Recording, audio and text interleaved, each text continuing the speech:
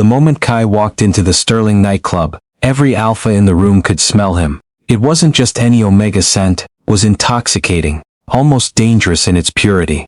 Kai had the kind of beauty that made men lose their minds, the kind of presence that commanded attention without him even trying. His dark hair fell across his forehead in perfectly tousled waves, and his eyes held secrets that most people would spend a lifetime trying to uncover. He was 22 years old, fresh out of college, and completely unaware of just how much power he wielded over the alpha world. Kai had come to the club with his best friend Marcus, a beta who had insisted that Kai needed to get out there and live a little. Marcus had warned him about the alphas, told him to keep his scent masked, to be careful to stay close. But Kai had ignored every single warning, because Kai had never been good at listening to advice, especially advice that came with restrictions. The club was packed with bodies, pulsing with music that rattled through Kai's chest. The lights were low and sensual, casting everything in shades of purple and blue.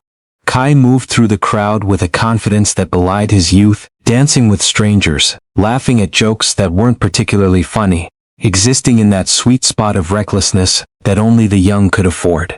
He didn't notice the man watching him from the VIP section until it was far too late. Dominic Vale was 34 years old, the CEO of Vale Industries, and one of the most powerful alphas on the East Coast. He had a reputation for being ruthless in business and even more ruthless in his personal life. Dominic didn't do relationships, he didn't do commitment. He had a standing arrangement with several omegas, who understood that he was not the type to bond, and he paid them generously for their discretion. Dominic had come to the club for one reason, to blow off steam after a brutal week of negotiations and corporate warfare. He had not come to find his mate. The universe apparently had other plans. The moment he caught Kai's scent drifting through the club, cutting through the haze of alcohol and sweat and 100 other bodies, Dominic's entire world shifted on its axis. It was like someone had reached into his chest and rewired his entire nervous system. The scent was honey and jasmine and something darker underneath. Something that spoke to the primal, predatory part of him that he usually kept locked away behind expensive suits and careful control. Dominic's hands clenched into fists. His alpha instincts, which he had spent over a decade mastering, suddenly roared to life like a caged beast that had just been released. He stood up from his seat, his security detail immediately alert, and moved through the crowd like a shark cutting through water. People parted around him instinctively, sensing the dangerous energy radiating off him. Kai was mid-law when Dominic appeared at his side, materializing like a shadow. The alpha didn't say anything at first. He just stood there, his gray eyes locked onto Kai's face with an intensity that made Kai's breath catch in his throat. Up close, Dominic was devastating. Tall, broad-shouldered, with sharp features that looked like they had been carved from marble. He wore an all-black suit that probably cost more than Kai's car, and he carried himself with the kind of confidence that came from always winning. Kai felt his omega instincts scream at him to submit, to present, to do whatever this alpha wanted. He hated that feeling. He hated that his body was betraying him, responding to Dominic's presence like a puppet on strings. "You're going to leave with me," Dominic said, his voice low and commanding. It wasn't a request. It was a statement of fact, delivered with the absolute certainty of someone who had never been told no in his entire life. Kai's eyes flashed with anger. "I'm sorry, who the hell do you think you are?" But even as he said it, he could feel the bond trying to form between them, that invisible thread that connected fated mates. The mating pull was so strong that it made his head spin. Dominic's lips curved into something that might have been a smile if it wasn't so terrifying. "I'm the man you've been waiting for your entire life, whether you know it or not. Now you can walk out of here on your own, or I can carry you out. Either way, you're leaving with me." Marcus grabbed Kai's arm, his beta instincts screaming at him to get his friend away from this dangerous alpha. But Dominic's security team was already moving, creating an invisible wall that separated Kai from any potential escape route. Kai's heart was pounding in his chest, and he wasn't entirely sure if it was from fear or arousal, or some terrible combination of both. Everything about this moment felt like it was happening in slow motion, and at 1,000 miles per hour simultaneously. Kai had always prided himself on his independence, on his ability to make his own choices.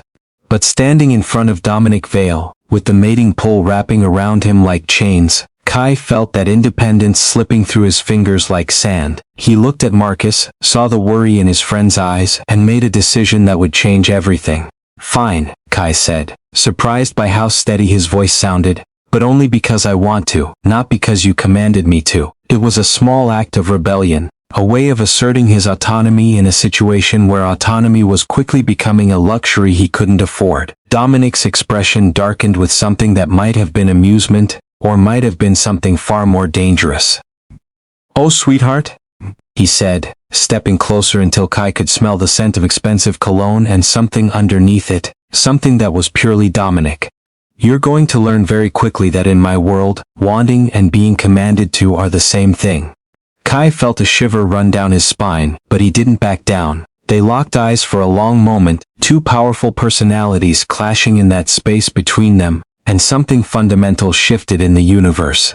This was the moment everything changed. This was the moment Kai's carefully constructed life began to crumble, and the worst part was that he could see it happening, and he couldn't do anything to stop it. The penthouse was exactly what Kai had expected from a man like Dominic Vale. All glass and steel and cold minimalist design. It occupied the top 3 floors of the most exclusive building in the city, with floor-to-ceiling windows that looked out over a glittering landscape of city lights. Kai had never seen anything like it in his life. He had grown up in a modest neighborhood with a single mother who worked 2 jobs just to keep them afloat. This level of wealth, this level of excess felt almost obscene. Dominic poured himself a drink from the crystal decanter on the bar, not bothering to ask if Kai wanted anything. He moved through his space with the casual confidence of someone who owned not just the building, but probably half the city. "You can have the guest room," Dominic said, his tone making it clear that this was non-negotiable. "You're not to leave this penthouse without my permission. You're not to contact anyone without my permission. And you're certainly not to touch yourself without my permission. Do you understand?" Kai's face flushed with anger and humiliation and something that felt dangerously like arousal. "This is insane. You can't just keep me here like I'm some kind of prisoner." But even as he protested, Kai could feel the bond settling into his bones, making itself comfortable.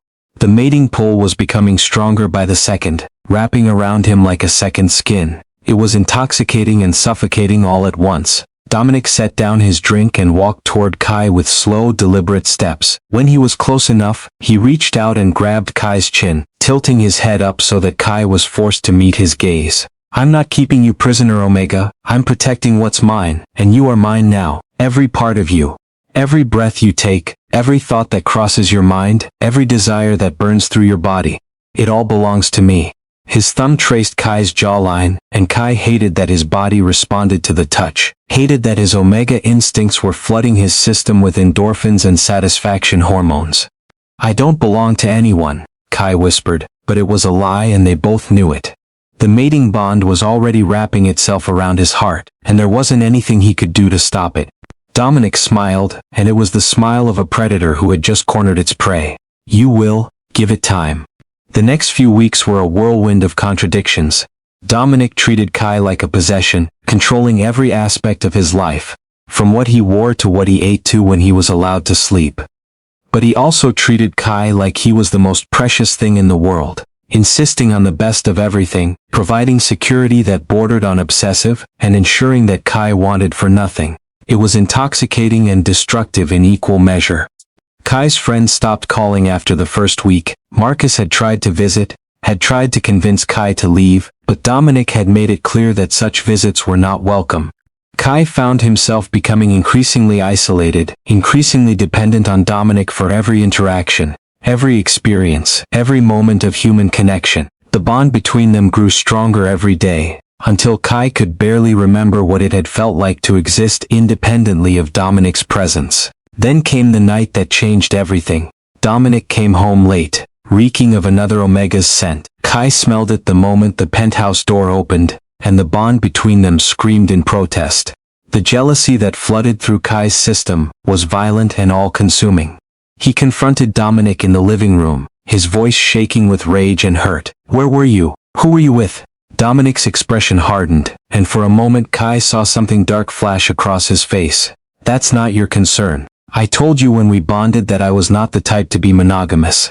I have needs, Kai, needs that you can't satisfy. The words hit Kai like a physical blow. All the promises Dominic had made, all the times he had whispered that Kai was the only one he wanted, that Kai was his entire world. It had all been lies. Kai sank onto the couch, feeling something inside him break. Dominic crossed the room and grabbed Kai's face, forcing him to look up. Don't ever question what I do or where I go. You're my mate, but you're still beneath me. Never forget that. But something in Dominic's voice sounded hollow, like he was trying to convince himself as much as he was trying to convince Kai. That night, Kai lay in the guest room. Because after the argument, Dominic had insisted on separate bedrooms. And made a decision. He couldn't stay in this penthouse. He couldn't stay with Dominic. The bond was poisoning him, wrapping itself around his heart like a beautiful deadly snake. He needed to escape before it consumed him entirely. Kai's escape plan was simple but risky. He had been carefully, methodically gathering information about Dominic's schedule, learning when the penthouse security was at its weakest, when Dominic was occupied with business meetings and unlikely to check in. He had also, despite Dominic's commands, managed to maintain a secret phone that he kept hidden in the lining of his mattress. It took him 3 weeks to prepare. 3 weeks of acting like the perfect, submissive Omega while he executed his plan with the precision of someone who understood that his life depended on success. On a Tuesday evening, while Dominic was in a late board meeting across the city, Kai made his move. He had packed a single backpack with his most essential possessions, some clothes, his identification, a small amount of cash that he had managed to secretly save from the allowance Dominic gave him, and a burner phone. He took off the collar that Dominic had placed around his neck on their first night together, the one embedded with a tracking device, and left it on the bed with a single note.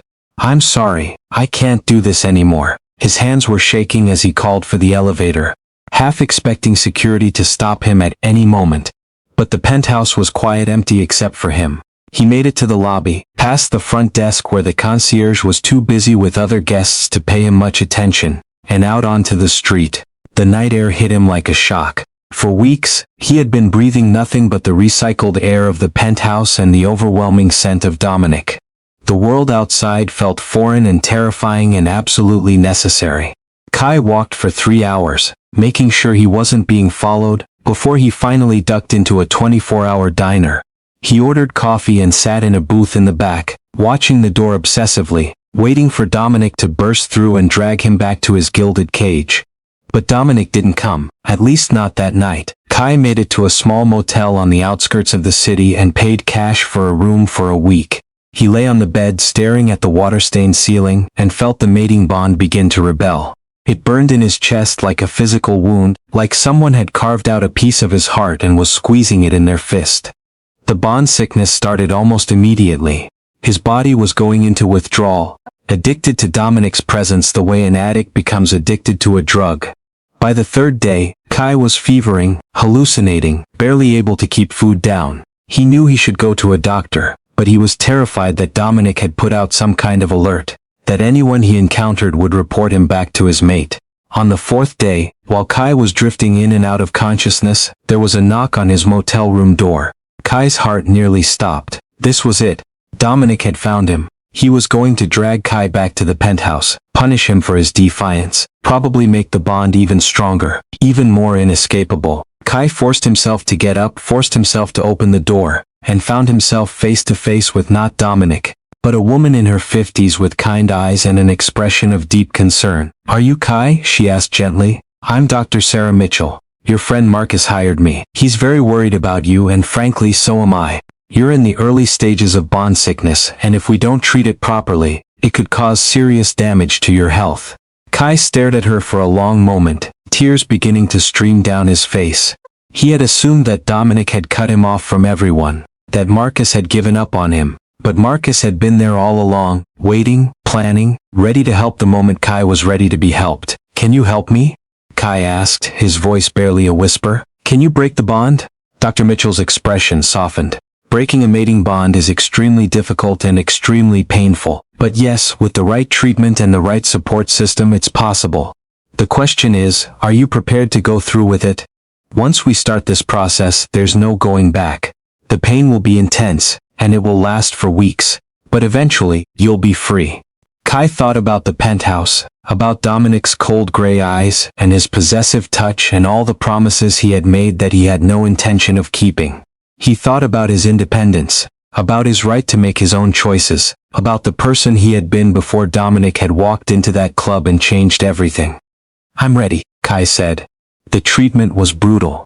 For 6 weeks Kai went through a process that felt like his body was tearing itself apart from the inside out. The bond sickness became worse before it got better. Waves of pain and nausea and psychological agony washing over him in seemingly endless cycles.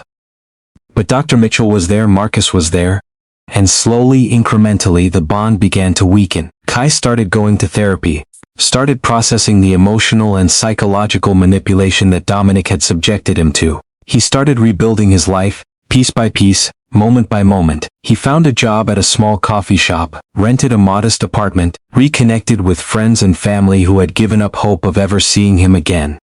3 months after his escape, Kai was sitting in a park on a sunny afternoon when he saw Dominic. The alpha was walking alone and he looked absolutely devastated. His expensive suit was wrinkled, his hair unkempt, and his eyes held a darkness that spoke of sleepless nights and ceaseless pain. The bond sickness had hit him just as hard as it had hit Kai, maybe even harder because Dominic had never learned how to exist without control. Dominic's eyes locked onto Kai's, and for a moment something like hope flickered across his face. But Kai didn't run to him. Kai didn't submit or present or do any of the things that his Omega instincts were screaming at him to do. Instead, Kai stood up, met Dominic's gaze with absolute clarity, and said, "You taught me that love was supposed to feel like control. But love isn't control. Love is freedom. And I'm finally free." Then Kai turned and walked away, and this time Dominic didn't follow. The bond between them shattered completely, releasing Kai from the chains that had bound him, and for the first time in months, Kai could finally breathe.